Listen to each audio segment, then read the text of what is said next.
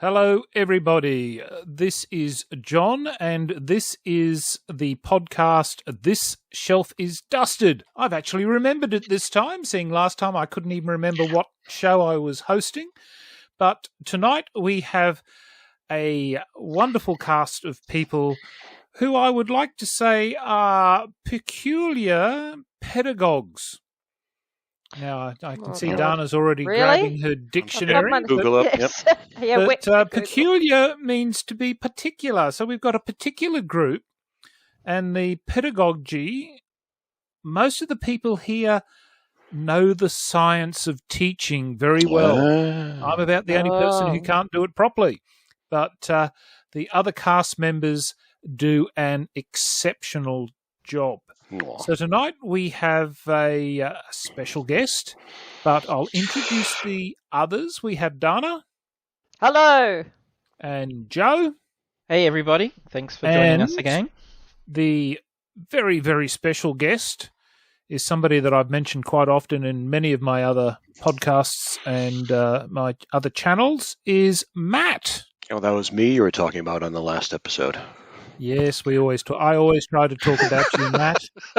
But I thought so and here's Uwe. No, thank you. We're very lucky to have Matt join us tonight. So I know Matt quite well, as Dana knows him as well. Joe, of course, sadly hasn't met. I might have met him at one of the board game barbecues. But Matt, would you like to tell us a bit about yourself? Yeah, hi. Thanks for having me on. My name's Matt. I'm of Matt and Wanda fame, I guess. Yep. We love our board games, really. We've been to a few events since all this started, and met Donna first, I think, probably at a LXG or one of the board game barbecues. And then we met John at one of the community centers. I did. Yes. I've been dragging Wanda back to see Pippin ever since. And Yep. Yeah, no. Board game history, 6 years or so in the hobby, as far as it goes. Mm-hmm. The usual culprits before that in my youth, but yeah, I got introduced to the modern style, I guess, from my nephews. So then it just took off during the whole epidemic thing and lockdowns. So now it's a bit of an addiction. We were just discussing our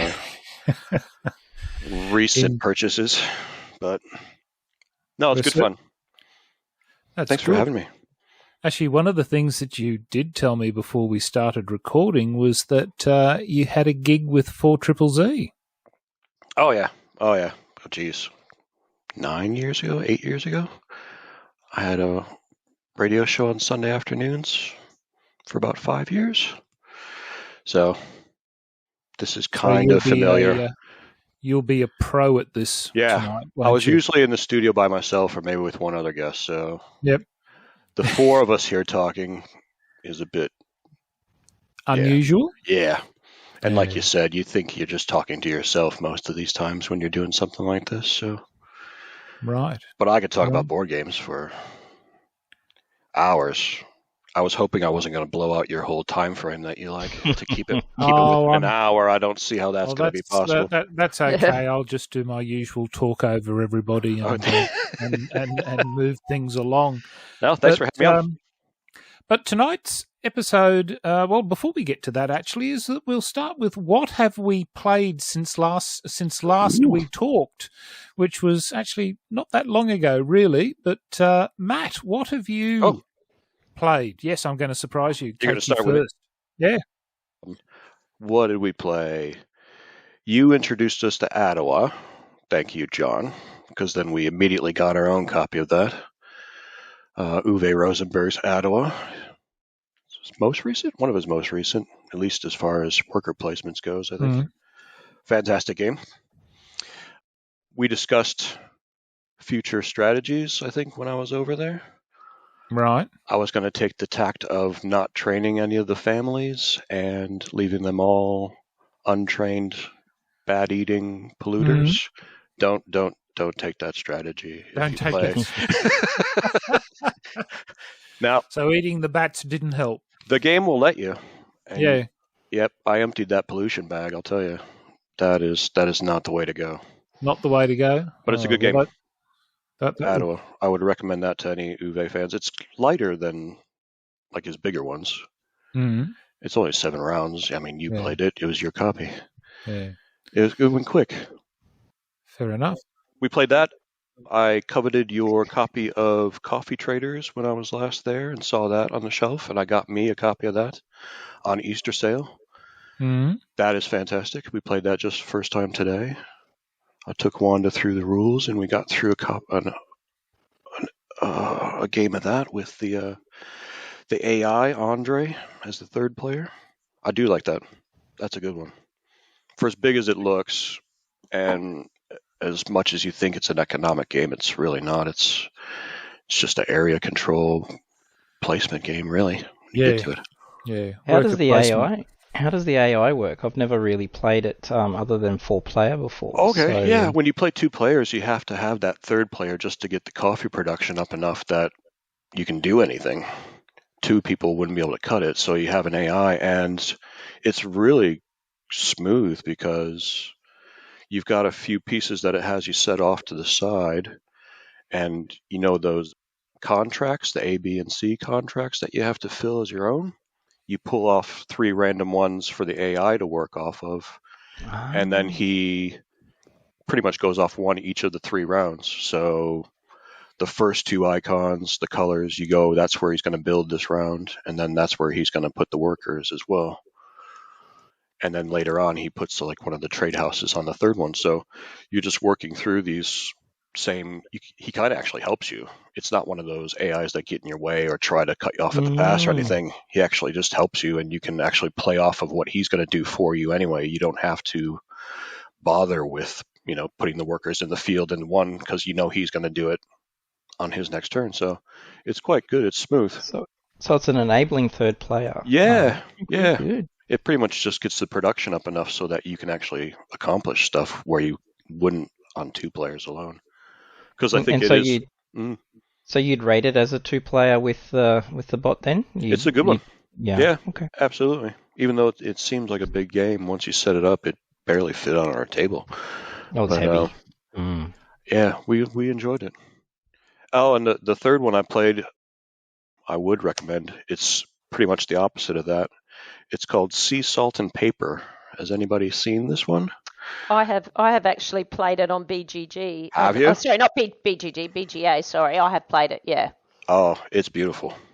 Yeah, it's a lovely, easy game. Yeah, it's lovely. It's a little card game. I think there's 58 some odd cards in it. That's all it is. It's just a deck of cards.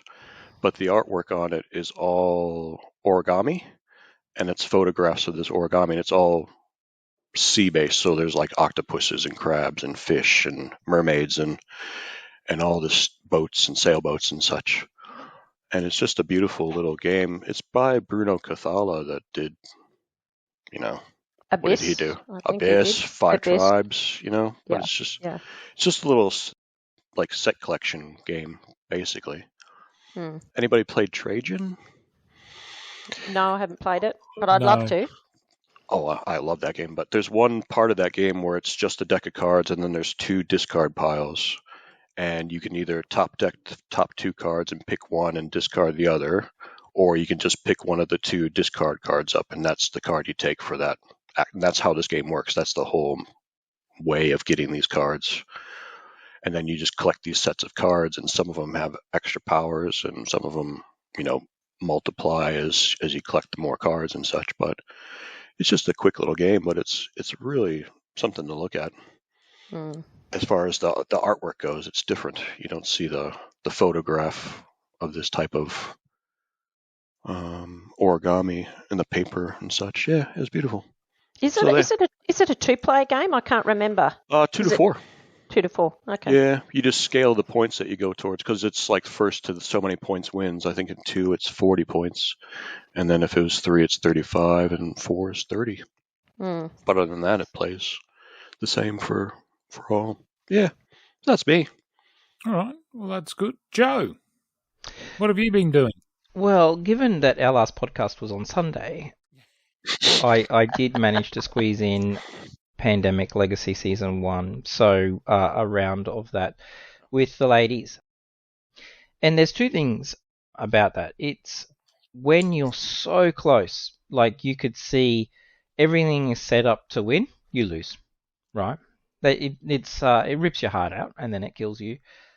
And secondly, obviously, I'm not sure whether people are aware, but it's actually just jumped into number 2 spot on the BGG hotness over Gloomhaven, which was number 1 for a long time. So we noticed that Brass Birmingham moved up probably about 6 weeks ago or something like that, and so now Pandemic Legacy Season 1's up there. So we're still stuck in July. We got one more attempt in July, but we without doing any spoiler stuff, some of the mechanics are now sinking in, and I think we'll romp it home in the next run through. So that's Pandemic Legacy, and I'm pretty excited to jump onto Season 0 of Pandemic eventually as well. So it's not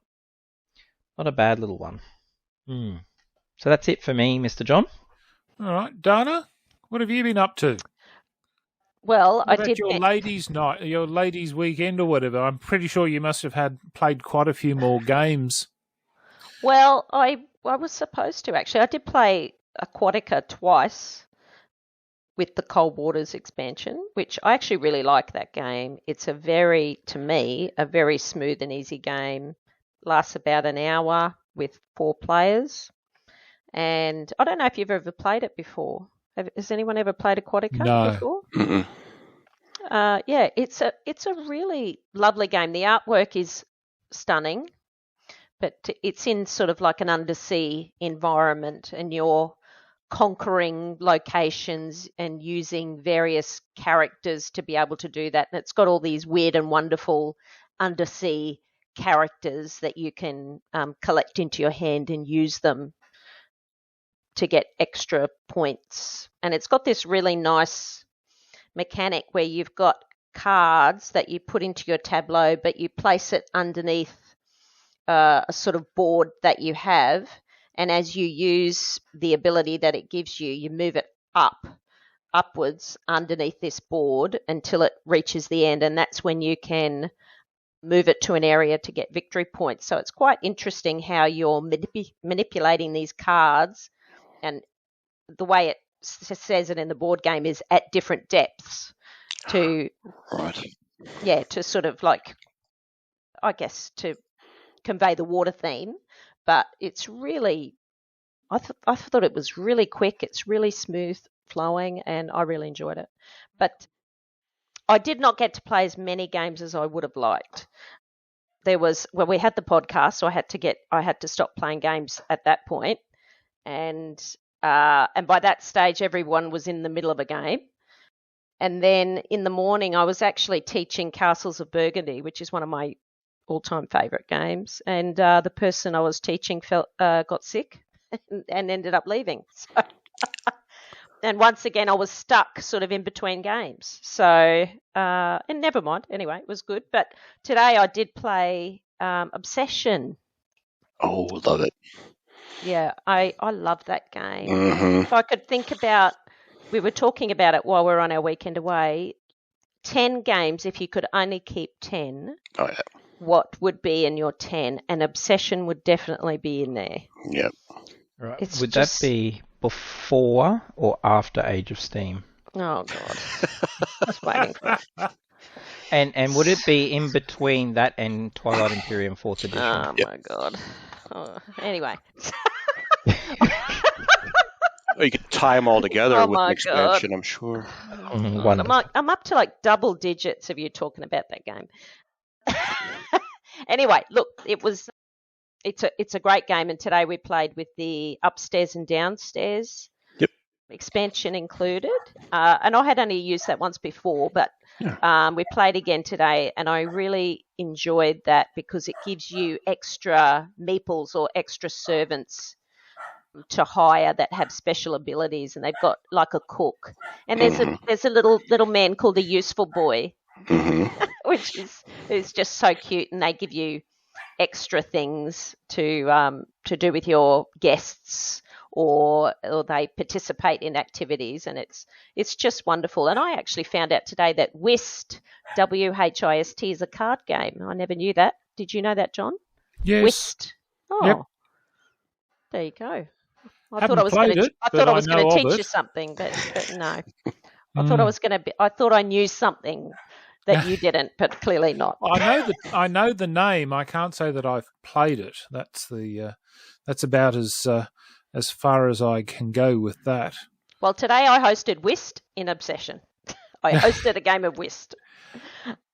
Yeah. Okay. Now I know in the context. Yeah, it's a very old card game. Yeah.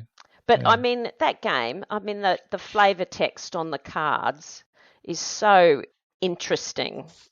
I mean the designers have put so much effort into the flavour text, and you know each photograph, and you know some of them are have a bad reputation.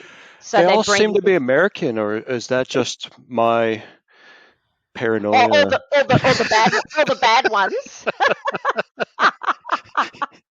Actually, they probably are. Actually, They now are. I come to think about it. Negative reputation points with the Americans in your house. Yeah, that's right. That's all right. It's all good. God. Anyway, thoroughly enjoyed that game. So that's what I played. That's what I played today. Right. Oh well, for myself, I had. Who did I have over? I had Tim come over, one of Tony's friends, and I got 2, 4, 5 games in on Sunday. Wow! I had 2 games of the Air, Land and Sea Spies, Lies and Supplies. Ooh, the new one. That is actually a really, really good. Well, it stands alone on itself. It can be incorporated into the original game, but it certainly made decision making a lot more of a thinker. So I really enjoyed that. I played Jump Drive, which is the Race for the Galaxy 2-player. Oh, it's not 2-player. It plays, I think, up to, can't remember, 4 people perhaps. But it's a lot.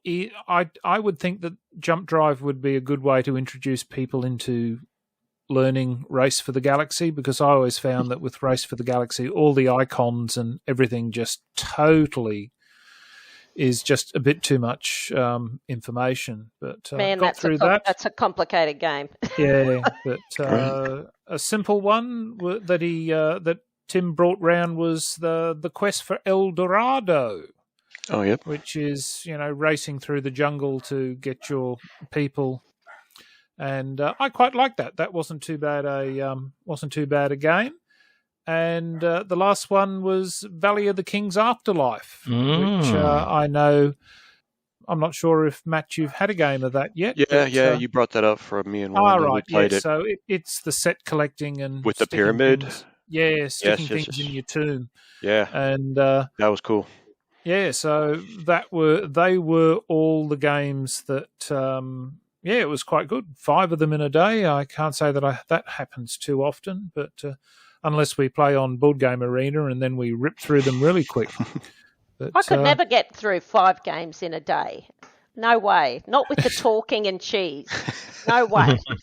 Well, actually, when my good friends Matt and Wanda do come round, geez, we get through a few games too, don't we? I like to bring in the smaller games. So we, I think on average, we get about 4 games. Yeah. Sometimes, so so we do well. We do well out of that. So, all right, we'll move on to our next topic, which was Dana posted, because today here in Australia at the time of this recording is ANZAC Day. And Dana said, why don't we have a look at something dealing with military or battle component for games? And so I sent everybody a little message and said, look, can you think of 5 games that would fall into that category? Or, you don't have to meet 5 games, but what games come to mind when you think of that particular aspect? So, Joe. Oh, I get to go first. Yes, you're going first. Wonderful. See, it's a Wonderful. random. I should have a random selector here with me. I should just have a little spinner that I just write people's name in. The ones that absolutely come to mind are the Undaunted series. Obviously, very, very much centered around World War II. And if you haven't jumped on that journey, obviously start with Undaunted Normandy. Although Stalingrad has only been out for about 4 weeks or so, I think, in that regard. So Undaunted series is probably one of the ones that I would say takes on that theme. But I've got a lot of GMT and DVG games, such as U-Boat Leader, Corsair Leader, Phantom Leader, Gardo Leader, then moving into some of the coin series games like Fire in the Lake as well. So Andy's Abyss. So you've got a lot of options out in the board game world, but it all depends on, I guess, how you like your theme in terms of not only complexity. Do you like to recreate a lot of the historical elements, and is it fit for purpose and accurate in terms of your play style, and whether you do like the counterinsurgency type games that are available in the GMT space as well. So I keep adding them to my collection. I would probably say that they would kind of make up at least a quarter of my library in some form or another. But obviously, when you think about outside of the kind of like war fighting or war strategy or some type of battle, there's a lot of mechanics in board games across. Even your 4X games have some form of engagement that you have in there.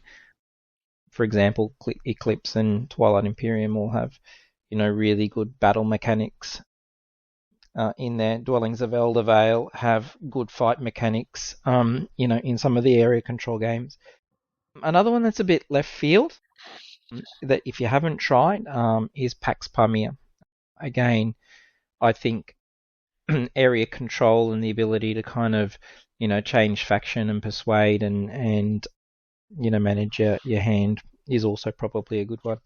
And last but not least, I think John covered this one off, was Air, Land and Sea is probably a good little fun one to throw into the mix. So they're probably my picks in there. And if you are looking at DVG, I would just caution that they can land anywhere between $150 and $200 before you kind of can get them out and play. Yep. So that's kind of me. Done. All right, Matt. Yeah, I've heard nothing but good things about the Undaunted series. I've never played one yet myself. What's the main mechanic of that, Joe, or how does the game work? Yeah, so you've got the little map tiles. So you've got a scenario book, and you've got map tiles that you lay out to create a scenario, and then you've got kind of your deck management or your hand that you play. So you'll have, I think it's 4 cards that you'll play, and they'll represent various units. So it could be infantry, mortar, etc. And then you'll have tokens and objectives on those tiles to kind of move around and kind of control the battlefield. The mechanics for fighting are interesting because when you roll the dice, you only need to have a success, and it's based on rolling a higher number than what the unit is and the distance. So, for example, you might be infantry shooting at another party that's 2 tiles away. So there's 2 extra shields that the defending unit gets. then they might be in, a semi-fortified, region. So they might get another, 5, shields on top of that, and therefore, you have to roll, on a D10, 7 or better to kind of, destroy the unit type thing. But you've got elements that come into play like fog of war, and there's an opportunity to kind of clog up the other the other person's deck, and Right. and so you've got ways to kind of slow it down. But it's really each of the objectives kind of change over the campaign. But I haven't played North Africa yet, but I think John, you've had a go at North Africa. Yeah, I've played the whole North Africa campaign, and I think I'd have to play it again because I learnt more or less. I played the Italians, by the way, and they did quite well in some of the scenarios, and in others they really did struggle. But as long as you keep the hand gestures up and stuff. Yeah. It was a really good game. Sorry? You got to keep the hand mode. That's it. Donna's got it. No, she's going to crash on channeling my what was it? Bertorelli from Hello Hello. So I was going more along. Now I'm not going to offend anybody, hopefully, but what a mistake to make was, I think, one of the things that I constantly said all the way through. No, they the Italians. They just released a Mario Brothers movie, I think, not too recently, so you're not far off. I don't think you'll offend anybody. Oh, well. I've just, like I said, I've only been in the modern games. I was never into the Risk or the Stratego or any of that in the early days. Chess, Go, I went through Go. I'm a Go fan, but with the modern games, I never got into the conflict-y, the attacky-tacky. I like your Euros, where it's kind of the, figure out a puzzle type games. But just recently I started, like Joe mentioned, the coin series. I started hearing this term. I'm like, what games are you playing with coins? What is this, like Plinko or... But yeah, the counterinsurgency from GMT, it's really an interesting system. I looked into it and I got Falling Sky and I love it. And then I quickly followed that up with Cuba Libre, the one about... But that guy that made him, Volko Ruhnke, he's just really designed... He said, I think in an interview, that he wanted to bridge the gap between like your full-on war gamers and your Euro gamers. Mm-hmm. I think he called them the Ponzi pushers for the war gamers. Yeah. And he called them the cabbage growers for the Euro gamers. He wanted to bring them all together with these coin series. And it really is an interesting system, because if you're not into the conflict, there is a puzzle within, because each faction within a coin game is looking for its own objective. You're not necessarily looking to just kill everybody on the board. You want to do something. And it might happen that you get into a fight, but it's only one action in the game that you're playing. And he's got really left field like topics for these games, like Julius Caesar's 2,000 years ago, before he was Julius Caesar, and the Cuban Revolution. But he brings in the mob influence as well as the U.S. politics and the government, and then the actual revolutionists that were like the intelligentsia of the period, who weren't just out there running around in the jungle and stuff. And then they got one about Gandhi and his rise in India, overthrowing the government and such. And then now they're making a new series of, like, it's almost coin light. It's the, what do they call it? Irregular conflict. I think it's coin games for 3 players now instead of the 4 or 5. Yeah. And they got like medieval India, which you don't even think of when you think of medieval period, but they got one coming out for India. It's just these really interesting topics. And it makes you go out and get a book and read about it, which I read Julius Caesar's account of the reconquest of Gaul after playing Falling Sky. And, you read about Castro and the mob and all that. And yeah, those are the type of games that grab my attention, at least. It's not the fighty, it's the And the way, I don't know if you guys are, John, Don, have you seen the coin systems? Just No. the pure mechanic of it. It's a deck of cards, basically. Mm. Every card is different, but you see the current card that you're playing off of has the turn order for the 4 factions, and every card changes. And then, but you also see the next card that's up on deck that's coming after. And there's 4 players, or factions they call them, in I think in most of the rules, but only 2 of them are going to go this turn. And you have to decide if you're going to go this turn or if you're going to pass and take up the next action, because once you play this turn, you're out of the next round. So you have to make all these decisions on the fly. It's very strategic. Your long-term strategy is to accomplish goal, A or Z or what have you, but every turn is a strategic choice of what the board layout is and what you can do at that time. It's a clever game, and I think it's a cool war game for people that aren't either into war games or coming from a Euro, tabletop normal board game type environment. I'm, looking forward to teaching Wanda it one day. It's a big game. You're looking at, 4 or 5 hours easy, but Oh God. yeah, it's an endeavor. Yeah. But you come out of it going, wow. You get out of it what you put into it. You totally get out of it. And the theme of it comes through like nothing else that I've played. You feel the factions' personalities coming through in the game. It's really interesting. Yeah. Yeah. The coin games are quite good as far as that goes.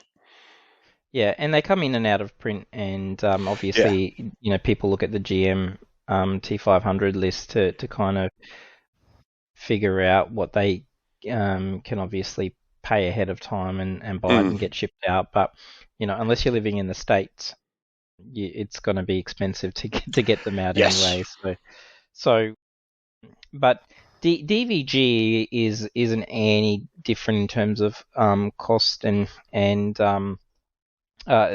that regard. If you're looking at the 2 of them, like the one that captivated me the most, probably out of my DVG set is probably U-Boat, and if you grew up probably in the late 1990s, early 2000s, and played Silent Hunter or were attached to that theme, it recreates that sense of strategic U-boat planning.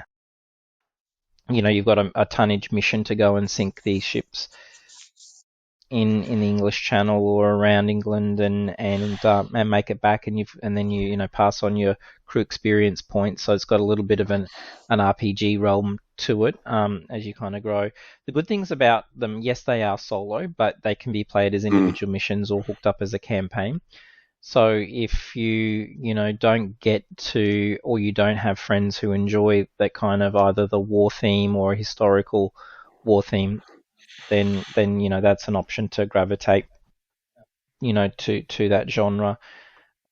But I see the mechanics, and this is why coin, I think, as you neatly said, it kind of lands in between the Euro and the war fighting, is probably a really good sweet spot for those that want to probably still have the experience of a Euro, still happy to kind of learn it and play it in an individual mindset and learn from it. But the part, like if you absolutely love history and you're prepared to even go that next step and research it, I think you get a lot of benefit from the game by doing that.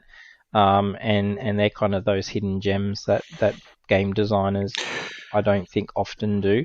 Is tie it back to the reality or the historic nature of it. So yeah, because Root's not far off from a coin game, really, but I find coin actually easier to follow because in Root everybody's playing a completely different game, basically, the way the mechanics of each person is, and you have to understand those just to try and keep up with them.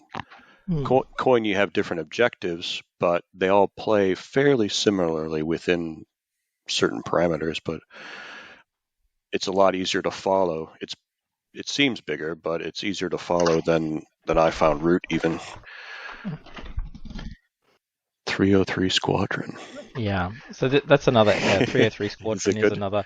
Yeah, it's a cooperative air warfare type game to recreate the battles of the RAF and the Luftwaffe. So it hasn't hit Australia yet. I got that on a Kickstarter campaign, but again, I've found it hard to just kind of get people into that kind of genre and want to play. The other thing I was going to mention is a company called White Dog Games. I turned John onto them, I think, a little bit. Yes. But they do print-to-order games, like physical copies, but you can get the print-and-play copies of their games for like $30. But when you do that, they give you a Vassal module, which I found Vassal to be quite useful because it's a like old-school online game-playing program, but it's built more in the style of you take a turn, you save it, you send that file to your friend, they open it, they take their turn, save it. It's kind of that old chess style of mail subscription play turn type of thing. It's not a live type of program, but for these solo games that White Dog does, I found it very cool because I just bring it up, I play a couple turns, and I save it, and then I come back to it a day or two later and continue with my game instead of sitting there for 4 hours or what have you. Yeah, and they do have some really, well, not obscure, but fairly interesting That's the other periods. Yeah, speaking of the coin games, they do too, because, like the one that I liked a lot was The Mission, which is actually the spread of Christianity from the first starting of it with the original apostles. It's not so much a war game, but it's a spread of ideas. But it's basically a tower defense game. You're spreading out, and then all these other things are coming in, and either throwing the church into schism or, changing the religion of the area, and it's treated as the ideas are like this conflict of a game. And then the other guy that makes all the games, Ben Madison, he takes all these games, but he goes from the other guys, quote unquote. So it's a World War I game, but you're the Kaiser, you're Germany. Or it's the U.S. Civil War, but you're the South. It's more that, and the American Revolution, but you're the English. It's that type of, you're on the losing side before you even start the game, but you try to you do your best with it. I never see myself on the losing side. Well, yes. It's familiar territory for myself, but yeah, it's these different perspectives of these games that I find interesting. Yeah. But for a cheaper option, those White Dog games online. Yeah, their print and play was, which is what got me thinking. But because I think I was looking at, I think there was one for Khartoum, wasn't there? Was there one for General Gordon's Khartoum and Mrs. Thatcher's War, which was the Falkland Islands? So, exactly. They had quite a lot there, and of course I looked at that and I thought, I, won't I? And I'm still sitting on the fence, but as usual, they got your Napoleon conflicts, and they got your standard stuff that you would expect from a war game. But there's lots of that some other out there. It's I find trying to find like a friend of mine likes the Sino, the Sino-Japanese War, and he says it's very hard to try and find stuff that just covers that particular little niche. There's so many little niche areas out there that a lot of people don't do. But one of the coin ones that's coming out is the Onin Wars back in the samurai days of Japan. Okay. Yep. Feudal Japan, they're going to have one. And I don't know if you know the 3-minute board game guy from New Zealand that does the YouTube 3-minute board game reviews. So we're back. Dare I say that I think this is the first time we've had an technical issue due to a cat. But I'll let Matt explain that. The cat tore my headset right off my head. He came flying through the room, grabbed the cable, and off he went, and off came my headset. I apologize. Yeah. It's the witching hour. It's always good to have something interesting happen during an episode. So we thank you for that, Matt. Because I'll never be invited back again. Was there anything else that you wanted to add before I don't remember where I was, honestly. White Dog Games, the mission I mentioned. Yeah. Ben Madison, yeah, his style. Kaiser Krieg was a good one.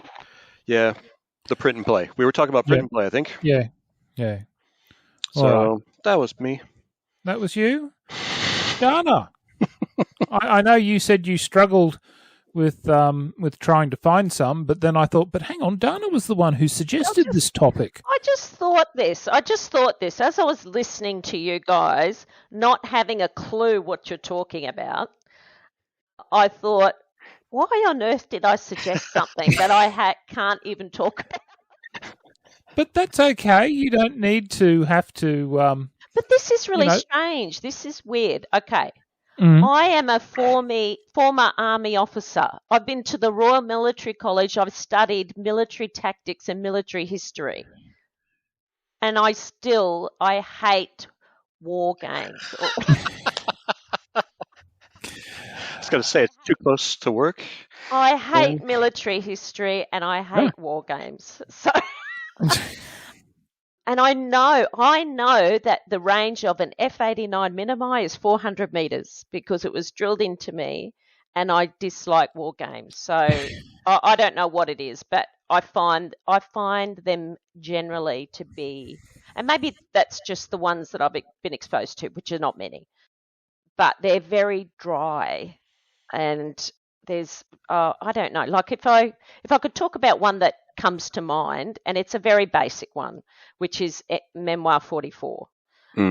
I did own that game. I thought I could play it with my son at the time, but as you know from the previous podcast, that my family now all hate games, so it was a bit of a challenge playing with him. But essentially, you've just got a board of hexes with different terrain, and you've got a set of cards, and it's there's a scenario set up like a World War II scenario set up, and you either play as the Axis or the Allies. And when you play a card, it refers to a particular part of the battlefield and a particular unit, whether it be armoured or infantry or whatever, and you're moving them, and then you're trying to roll dice to try and destroy enemy units. And you can set, it's quite good. Like when I think about the little pieces, there are sandbags set up and different obstacles like wire obstacles, and units can be in bunkers, etc. So it's quite good like that. I thought it would appeal to my son, but it didn't. But I just found that playing a card and then just moving, it was pretty much, to be honest, it was just like chess with wire obstacles in between. I didn't find it really appealing at all. I found it just very, very dry. And I mean, when I play other games, like I'm not adverse to conflict in games. I love Scythe, which has a conflict component in it. I love Dwellings of Eldervale, which has a conflict component in it. But I think for me, I don't like it to be the only thing. If that's just it, then I just can't stomach it. It's just too banal for me. So that's what I found with Memoir 44, and I ended up selling it, and I haven't thought about it since until this very day. But I have got a game which has got sort of military in it, and this would be the only one that I can think of, which is Australia by Martin Wallace. So I don't know if any of you have played it before. No. Just the Cthulhu one? Yes, that's right. So it's a really weird kind of theme because it's sort of set in this alternate reality in the 1930s in southeastern Australia, and the Cthulhu have they've been defeated elsewhere and have come to Australia to hide and regroup. And you're building farms and railways and collecting and mining resources and then setting up your own ports, but you're also amassing a military, and it does have infantry, armoured. You've even got an airship which looks like a little Zephyr and things. So it's quite interesting. So you are battling, but you're battling they're called the Old Ones, which are like these Cthulhu beasts. The H.P. Lovecraft mythos. Yes. Universe. So that's right. But it's quite interesting because it has like a time mechanic. So each action costs you time. And so you're trying to prepare yourself for when the old ones wake up. And once you pass the old ones on the time track, they wake up and they start moving towards your position, and you have to be prepared for that. And it's almost semi-cooperative, really, because you really have to try and defeat these things together. You either all win or you all lose. So that's probably the only military-style game that I have that I probably would enjoy. But like I said, I probably think that the main thing for me is that the conflict can't be the only thing in the game. It's just not for me. It's just not for me. And I wonder, Matt, I thought I might ask you, what about Wanda? And I'm wondering if it's just a female thing or what? Stereotypically, you don't see. It's mostly guys playing these type of historical combat war games as such. I mean, to be painting it with a broad brush, I guess. Wanda, she's not. We had Air, Land, and Sea briefly, but again, the theme put her off, even though that was just a simple little card game. She wasn't too keen on it. I'm curious to see what she thinks of the coin, the falling sky, like I said, because that's a bit more. She likes, the Euros, the puzzly games. Well, I think that's the what cuter the meeples, the better. Well, yes. Look, women are very shallow. Shallow. I do too. But that's like I said. I don't like the fighty. But whenever I think of war games, before I got into this, I think of back. I don't know, the Big Bang Theory. They did a thing. Sheldon was playing the campaign for North Africa, and it was this giant 3,000-hour game that went across the whole living room floor. And he's like, hang on, we got to figure out what the weather is going to be like. And they're like, well, it's North Africa, it's going to be hot. And he rolls dice and he refers to this chart and flips through this book and comes back and checks the book. And he comes back, he says, yep, the weather's hot. So then he continues on with the next step of the game, which is, and that's what you think of when you think of these war games. It's just a giant map and a lot of graphs and charts and stuff, but and that's what kept me away from them. Yeah, I think that's the other intimidating thing, and I mentioned this before in a previous podcast, but it is quite intimidating. I think probably sitting down to a table of men who are probably more accustomed to playing these types of games. I don't know. It's just intimidating. I'd be happy to play with John because he loses all the time, and I feel good about myself.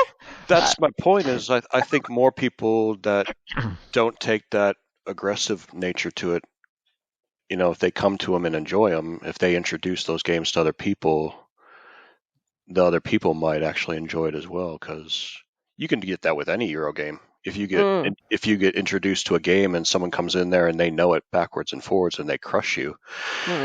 No matter what the game might be, it's not enjoyable. But that's not the way to be with these type of games. Yeah.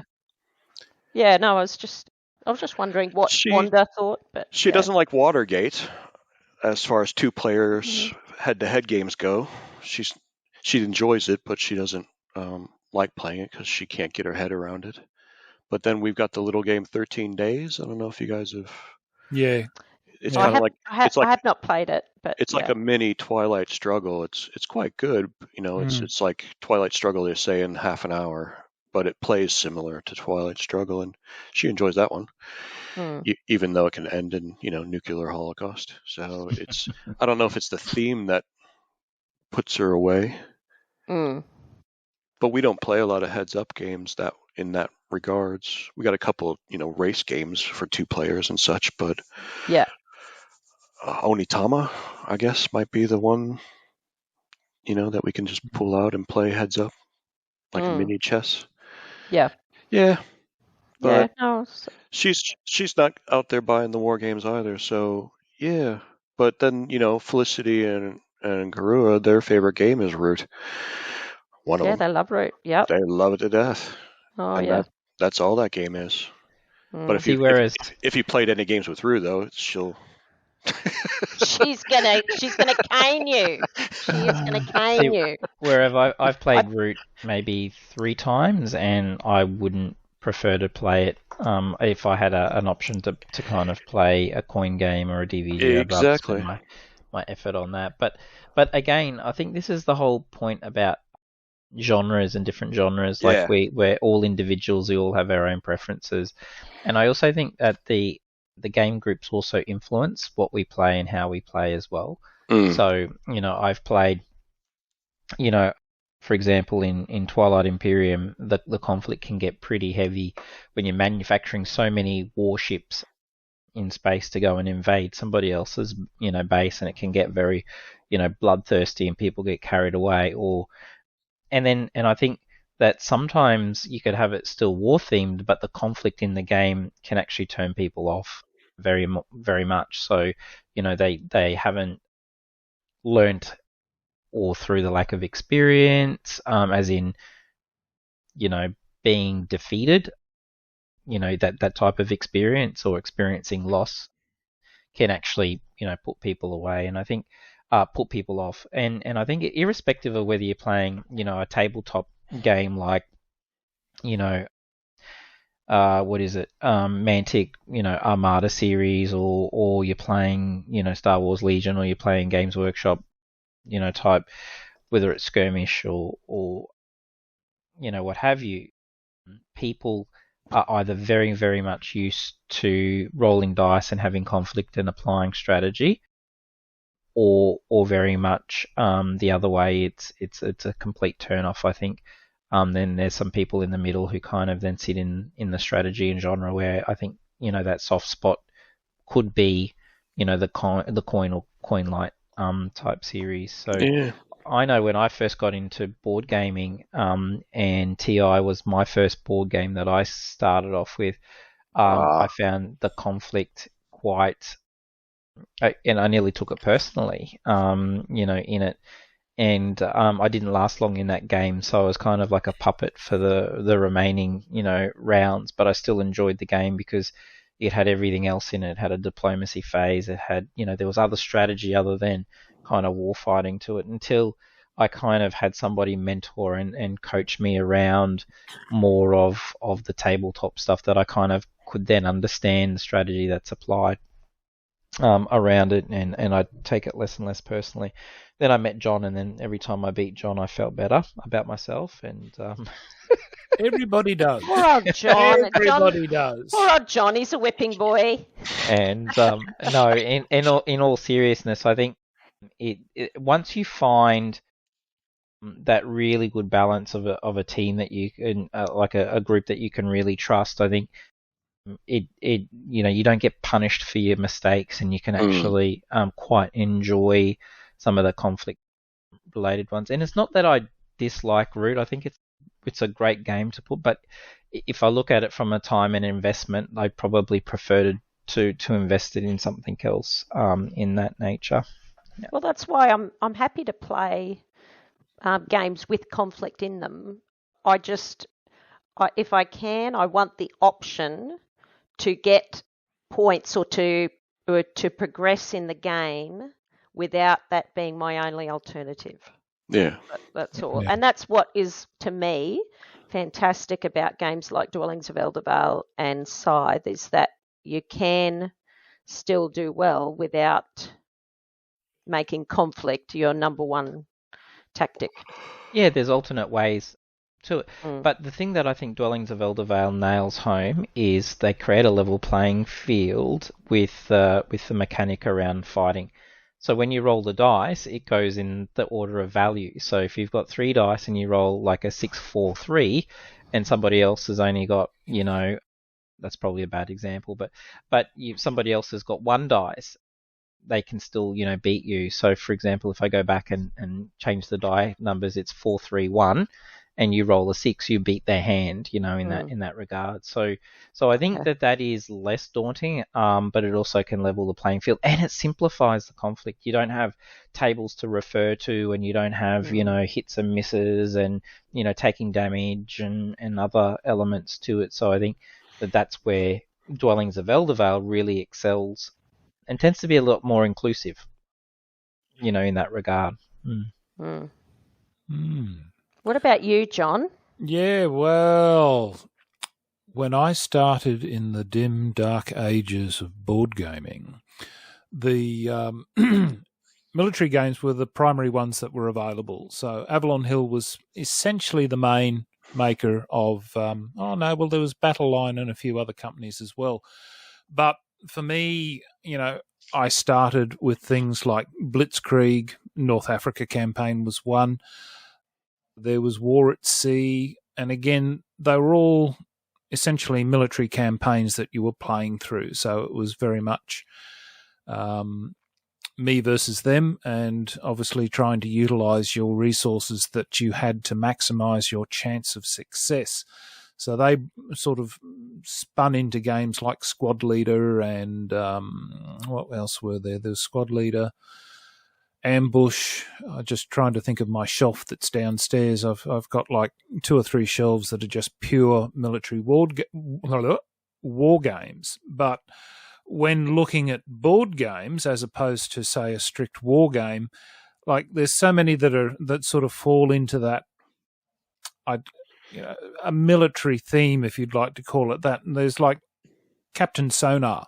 I think that is an absolute hoot of a game to play if you can get 4 people on each side, and you're shouting orders to everybody else on within your boat, and you're seeing what the enemy, your opposition is doing, and it's a fun game. There was Hadrian's Wall is another example. Not so much a conflict. You're essentially trying to build your wall, and you're competing against everybody else to try and be as successful as you can. I must thank Matt for teaching me that one. Me too. You're welcome. Because you did that at the community place, I believe. You taught us that one after Bonfire. Yep. Bonfire was another one that sadly I ended up buying because of you, Matt.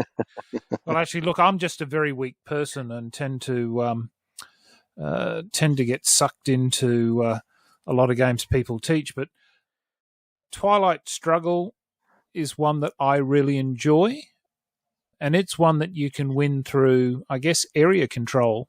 Would you agree with that, Matt? Yeah. So it's more, area control, and it's just fun looking at the cards cropping up, because once again, I grew up through most of the Cold War era. You're looking at, going, oh, when's the the Arab-Israeli war card coming up, or the things like that. So it's quite, it's a really, I find that's a really good game. But then there's others like, that have been around for years, like Battleship, where you E5, is there, you an E5, A4, and things like that. I guess one of the older ones would be Diplomacy.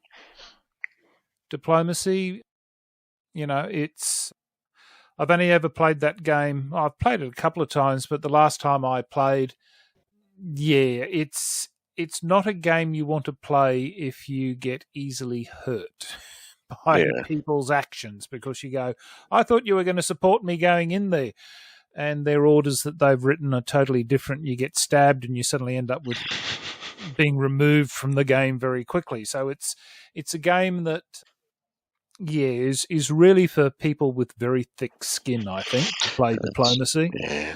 But what was some of the others? Risk is, I guess one of the quintessential board games, if we'd like to call it, for conflict.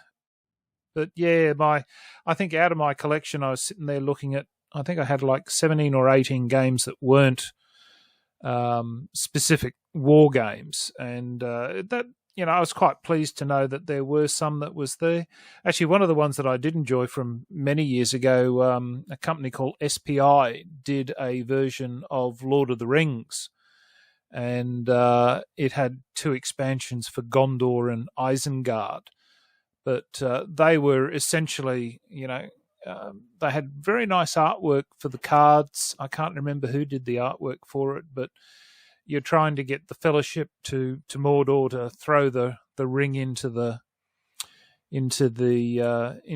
Mount Doom, and of course you're trying to move through Middle Earth without Sauron's forces finding you, and it was absolutely hilarious because I can remember that one game that the people with the ring went to the very north of, I think, the map. I can't remember how far it went, but they took the extreme long way there that you'd think, oh, nobody'd ever do that, and that. But yes, I guess you had to be there. I'm not very good at telling stories. You are. It's like me. Well, I'm absolutely no good at telling jokes either. you're a wonderful storyteller, John. No, I'm not. But anyway, look, so that is, I think we'll leave that at that one. The other one that did come up was, which Dana was talking about, was wanting to mention is we actually do have a fair few game designers down here in Australia and New Zealand. And look, I don't follow designers. I tend to just look at the board games and do they meet my needs. But I do know that there are people that like Shem Phillips or Martin Wallace's games, and they currently live in Shem's in New Zealand, and I think Martin's here in Brisbane, Gold Coast. Martin's a Brit, though, isn't he? He's British, isn't he? From Manchester. I think he lives. British, but he's a resident here. He's a resident here at the moment. So, Sunshine Coast Way. Yep. It's like Australians who always claim New Zealand actors as their own and say, "Hey, he's one of us." If anyone's any good, we claim them. Yeah, we claim them. Damn right. We're a country of opportunity. Yeah. So, but people, you think? Sorry. I was actually looking at Australian board game designers, and I found it hard to look on the internet for them. But one that comes to mind is Phil Walker Harding. Mm-hmm. He has fairly, lightweight games, but I like them because they have sort of like their puzzle games often. They're puzzly, like Barron Park, Joe's favourite game. Yep. And Barron Park, and the other one come up often. Yeah, and the estates. Yes, Joe, quite right. We love the estates as well. And the other one that comes to mind is Imhotep, which I think you like, don't you, John? Yeah, I quite like that game. I think it's a nice, light, strategic game. It really is. It's playing the odds and jumping on a boat fast enough. But actually, one chap that I just thought of was Peter Hawes.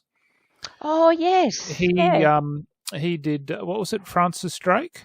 Yep, Francis Drake. One, and he did. I know he did Triassic Terror. Yep. And he did Colonial Diplomacy because I think I may have said earlier before this podcast started to record was that I was one of the playtesters with Peter on that one, and the buggers misspelt my name. But honestly, McDonald can be spelt so many ways. I guess it's not easy. But yeah, so Peter Hawes is certainly one. As far as I'm aware, he's an Australian. I don't think he's. He is. Yes, he is. He's on the Gold Coast at the moment. Yes. A lot of people would probably recognise out of his would be Royals. So you might have seen. I think we 2D6 did. He's been at some barbecue days, hasn't he? Yeah. And demoed some of the games. One. Yeah, the Tarragindi one, and Royals was in there, and Triassic Terror particularly. out of the ones, like I know that John mentioned colonial diplomacy, but I think for me, Francis Drake is probably one of my favourites in that from a strategic perspective. But yes, yep. Yeah, Paladins is one of my, if not the top game of mine from Shem Phillips, so I'd be remiss in not mentioning that. My love for Garfield games. But, I mean, every game's got to be judged on its own. Yeah. And I like to think Martin Wallace designed brass when he was living in England, and then he moved to Australia, and then he designed Anno 1800, which is the complete opposite of brass. I think his personality changed since moving out here. Got some sunshine on him. Yeah, I think away in the heat. I think brass is one of the ones that speaks for itself in first place, but a lot of people haven't really connected Martin to Age of Steam or Steam or Automobile, some of the older classics that he's presented. But Martin does design, some pretty good area control games as well, and whenever you're playing the economic ones, the money is really, really tight. So if you're playing area control, my advice on Martin's: no turtling. Don't turtle, because you won't get benefit. You gotta attack and move, and in economic is make every dollar, every choice count. Just getting back to Garfield. Garfield announced some changes yesterday. Yeah. With Ezra and Nemaya, I think that's how you pronounce it, which is in their ancient series, and going back and looking at shipwrights of the North Sea. So there's been a lot of commentary over the last day or so as to compatibility and upgrades and stuff like that. So I think people may be investing in another copy of Shipwrights if they already have the North Sea collection in there. But Shem is a really nice guy. Supports a lot of the community gaming as well, and has really created his own success in terms of not only marrying a lot of the look and feel of the games and some of the puzzle elements to it. For me, Architects is probably the one that I love to teach the most, particularly as a worker placement type concept. And then if I had to pick a second one that I like to teach is Raiders of the North Sea, because of the retrieval mechanic in there. Yeah. As the lower levels type. But Hadrian's, can't wait for Legacy of You to come out as a solo. Wayfarers, Scholars, is another. And then there's Inventors coming. So lots of great stuff in the local area as well. So that's great. I noticed that Martin Wallace has got a new game coming out this year called Monster Rock, which is I play tested that game actually at the retreat. Have you play tested that game at LHG? I have. Yeah, a couple of times now. I had one of the earlier playthroughs of Monsters Rock, and I really. Dana, do you want to introduce this one? Well, it's, as far as I can recall, it was actually a long time ago. It wasn't the last retreat, it was the retreat before. So it was over a year ago that I play tested. But it's got to do with, 70s rock revolution, and your in the UK. Yeah. Are you getting points on cards or something? It's got nothing to do with area control at all or anything like that, does it? Can you? Originally, the original version had card drafting and area control, so the game was split into two phases, where you would build your deck in your hand, based on your faction, and then in essence, you would have a fighting element, an area control, which would gain you VPs. And I know at the time there was some feedback as to how long you would play in each of those phases, and I know Martin's done a lot of changes between it, but again, I think it's an engine building game. It's an engine building game. Yeah. Anyway, and you're playing gigs. You're playing gigs. Okay. Yep. Of a particular genre, like rock, or you're writing songs and and things like that. So it's a completely different game that I would have thought Martin would come up with. So it's going to be interesting. And it's through a New Zealand publisher. So there you go, the ANZAC theme. Mm. Mm. So, Nice. yeah. All right, then. Well, I think that just about wraps up this episode. Was there anything else anybody wanted to bring up? No? No. All right. Well, look, I would like to thank Matt very much for joining us today. Oh, thanks for having me. I'm hoping that we'll get you back and we'll try and sneak Wanda in without her. Oh, good luck. Oh, we'll get there. I'm wearing down a lot of people. When they come over to play games with you, you just record them. It's Yes, you well, got it at the table. Without their knowledge. That's about it. You just say, "Hey, Same Wanda, come in here." conversations. You say, "Hey, Wanda, come in here for a second. We want to talk about the cat." Yep. And she won't realise. But yeah. All right then. Well, thank you everybody for joining us for this podcast. And next episode, we'll probably have some more mystery guests joining us. So we're becoming popular.